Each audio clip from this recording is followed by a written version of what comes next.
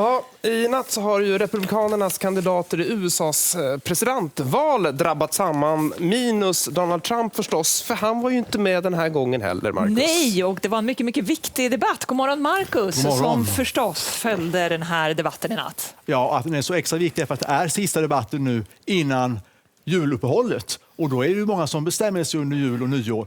Och det var en väldigt spännande debatt. Det började blixtra direkt från start. Vi hade Chris Christie, Nikki Haley, Ron DeSantis och Vivek Ramaswamy. Och det är ju så att i USA finns ju ett stort stöd för Israel i båda partierna. Och precis som i Sverige så är ju kriget mellan Hamas och Israel väldigt uppmärksammat. Och Nikki Haley har framhållit att en attack på Israel är också en attack på Amerika. Och det här fick ytterhögerkandidaten Vivek Ramaswamy att gå till grovt angrepp mot just Nikki Haley. But to say that that was an attack on America fails a basic test. I mean, Nick, if you can't tell the difference between where Israel is and the U.S. is on a map, I can have my 3-year-old son show you the difference. It's one thing that Joe Biden and Nikki Haley have in common is that neither of them could even state for you 3 provinces in eastern Ukraine that they want to send our troops to actually fight for. Look at the blank expression. She doesn't know the names of the provinces that she wants to actually fight for. Ja, ni ser själva. En debatt som spårade ur redan från början. Grova förolämpningar och personangrepp. Nikki Haley stod i fokus också, på flera olika sätt, Marcus. Ja, det gjorde hon. Och det beror ju på att hon har ökat mycket mätningarna nu. Hon hade en försvarare med sig, Chris Christie. De här är väl lite mer mittenkandidaterna då. Och det kanske var nattens mest våldsamma angrepp när Chris Christie gick till motangrepp mot just Vivek Ramaswamy. Do this at every debate. I'll tell you You say exactly what no, it is. don't interrupt I'll me. tell I what the didn't deal is. interrupt you. This is the fourth debate. The fourth debate that you would be voted in the first 20 minutes as the most obnoxious blowhard in America. So shut up for a little while.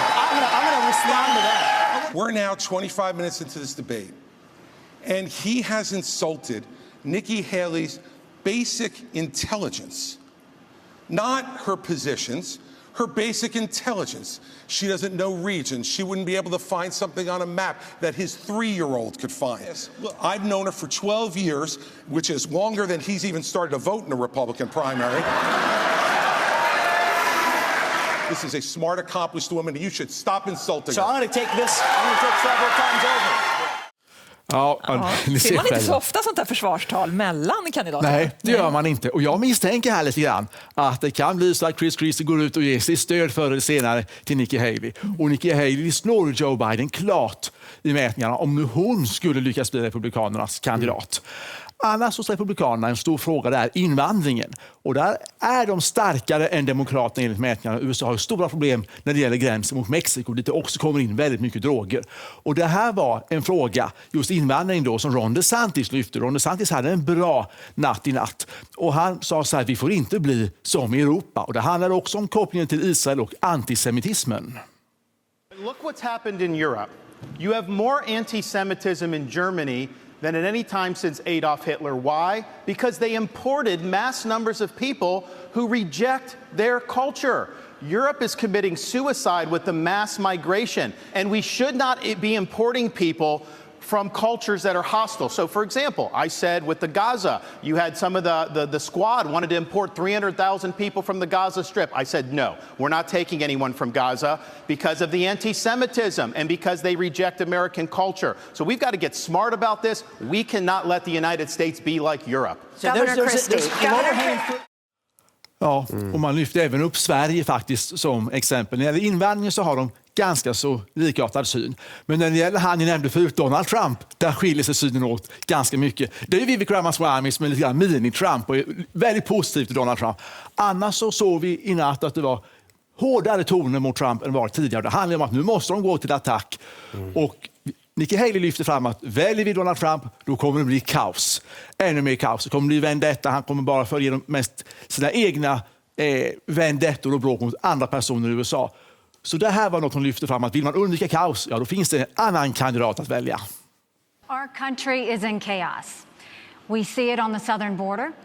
We see it on our streets in our cities. We see it on college campuses. We feel it with our economy, with inflation and with debt. And we feel it around the world with wars in Europe and within the Middle East. We have to stop the chaos, but you can't defeat Democrat chaos with Republican chaos. And that's what Donald Trump gives us. My approach is different. No drama, no vendettas, no whining. Ja. Det lät inte som Trump. Nej, det gjorde ju inte. Och kollar man på Trump när ute i kampanjen nu, så det handlar ju väldigt lite om sakpolitik och bara personangrepp mot en lång rad olika personer, mot alla utom mot Putin verkar det som. Och det här var ju någonting som Chris Christie lyfte fram, att väljer vi Donald Trump, då kommer det handla mest om vedergällning och revansch på alla möjliga i USA. This is an angry, bitter man who now wants to be back as president because he wants to exact retribution on anyone who has disagreed with him, anyone who has tried to hold him to account. His conduct is unacceptable. He's unfit, and be careful of what you're going to get. If you ever got another Donald Trump term, he's letting you know, I am your retribution. He will only be, Elizabeth, he will only be his own retribution. He doesn't care for the American people. Ja, och något som jag tyckte var ganska kul här i debatten, det var att Ron DeSantis lyfte fram en sak som Trump själv ofta lyfter fram, men nu var det mot Trump istället, nämligen Trumps ålder. För han säger ju alltid att Biden är så gammal, men Trump är ju nästan i samma ålder. The idea that we're going to put someone up there that's almost 80 and there's going to be no effects from that, we all know that that's not true. He didn't clean up the swamp. He said he was going to drain it. He did not drain it. He said he was going to build a wall and have Mexico pay for it. We don't have the wall. He did say in 2016 he'd have the largest deportation program in history. He deported less than Barack Obama did when Barack Obama was president. Ja, skulle du kunna kora en vinnare och en förlorare i den här debatten? Jag skulle säga att förlorare, Vivek Ramaswamy, framstod ju som väldigt aggressiv. Och vinnare, ja, Chris Christie ligger långt bak i mätningen, men han har en stark natt och Ron DeSantis. Så att det här är fortfarande inte över den här fighten. Spännande val nästa år i USA, något som vi kommer följa förstås här i TV4. Tack Marcus! Tack så mycket. Ska du sova nu? Ja, det blir det faktiskt. Jag förstår det, det är du väl värd. Ja.